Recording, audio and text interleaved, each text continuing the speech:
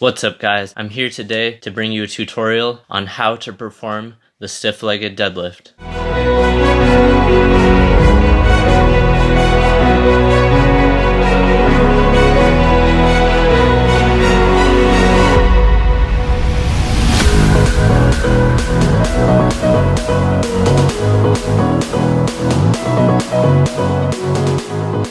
Alright, so let's start off with a bit of trivia here. A lot of my clients in the past have asked me why this exercise is called the Romanian deadlift, and for a long time I didn't know, so I did some research and I delved deeper on the matter. A lot of American weightlifting coaches traveled to Romania and other Eastern Bloc countries to view how they trained weightlifters in these countries, and upon seeing a lot of their lifters performing this top-down stiff-legged deadlift, it gained the label of Romanian deadlift. The Romanian deadlift is literally an identical lift to the stiff-legged deadlift, so if you're looking at any of my older programs, or if you've been a trainee of mine in the past and you've seen RDLs or Romanian deadlifts written into your program, it's literally the same exercise as the stiff-legged deadlift, so hopefully this clears up a bit of that confusion. I used to think that the stiff-legged deadlift was a strange knees locked out top-down deadlift, but that's not the case. When performed correctly, the stiff-legged deadlift and the Romanian deadlift are identical exercises. Let's get into the technique breakdown and how I coach the stiff-legged deadlift. First up, let's discuss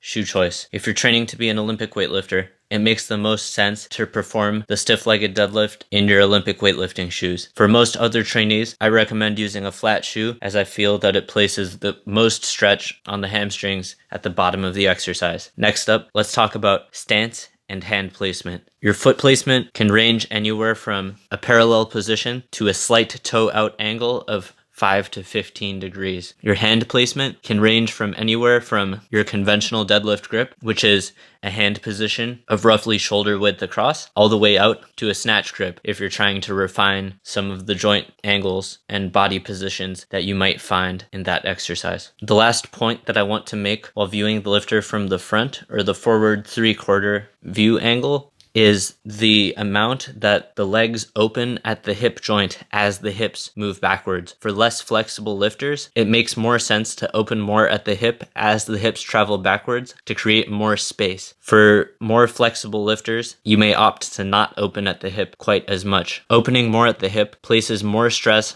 on the adductors during this exercise, whereas keeping the knees more in line with the foot position and having the hips travel straight back without opening at the hip places a bit more of the tension on the hamstrings. Either one is fine. Try out both and figure out which one you prefer. Moving on to the side angle, this is where you're going to spend most of the time viewing your trainees and coaching this exercise. From the side angle, I like to focus on having a neutral or slightly extended spine position. The head can either be neutral or slightly lifted, which means that the cervical spine will either be neutral or slightly extended. The shins will stay vertical, the knees will be soft, and the hips will move straight back while also staying high. The main key here is to not drop the hips, and this is the most common error that I see lifters make while performing this exercise. The last main point that I'd like to make while viewing the lifter from the side is to coach the lifter to stay over the bar. What this means is to have a vertical bar path and for the shoulders to stay further forward